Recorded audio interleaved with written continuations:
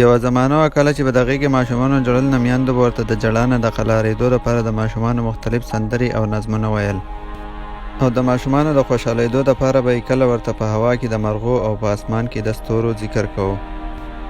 د مینې نه په ډک اوازونو کې به یې ماشوم کله د بادشاه، کله د لال او کله د ګلاب په نومونو یادوو.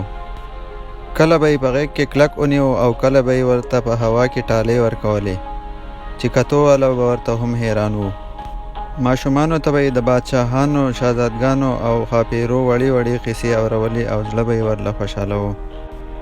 ماشومان به په دې قیسو نه پوهېدل، خو بیا به یې ورته هم ډېر په توجه غوږ ایښی و او مزه به یې ترې اخیسته.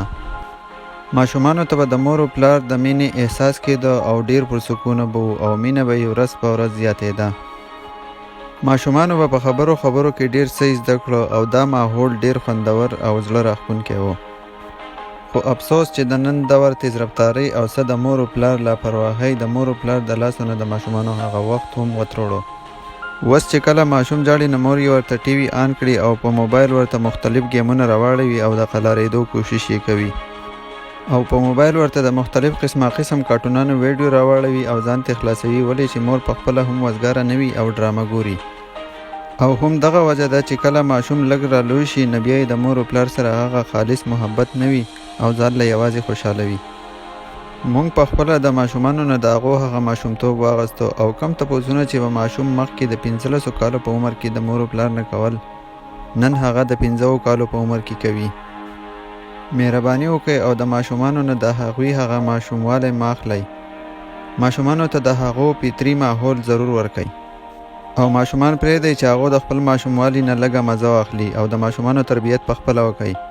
د انټرنیټ، ټي وي او موبایل یې مه په حواله کوئ. خو چېرته مو داسې ونه کړل نو د ټولو نه غټ نقصان به مور او پلار اوچتوي. ولې چې تاسو ته پته ده چې د هر مور و پلار دا تمنا وي چې زموږ بچي به لوی شي، اعلی تعلیم به وکړي، ډاکټران به جوړ شي، لیکچرران به جوړ شي یا انجینران به جوړ شي. خو نن سبا څه روان دي او تاسو یې پخپله هره ورځ په اخبار کې او په ټي وي کې ګورئ چې ماشومان نن سبا څه نه کوي. الله تعالی دې زموږ د ټولو بچي او ماشومان فرمانبردار او نیک جوړ کړي. خپلو ماشومانو ته ضرور قدرتي ماحول ورکړئ او د انټرنیټ، ټي وي او موبایل یې کله هم مه په حواله کوئ. امید لرم چې دا وړه شان ویډیو به ستاسو ضرور خوښه شوي وي. که ویډیو یې خوښه شوي وي نو ضرور یې د خپلو ملګرو سره شیر کړئ. شکریه.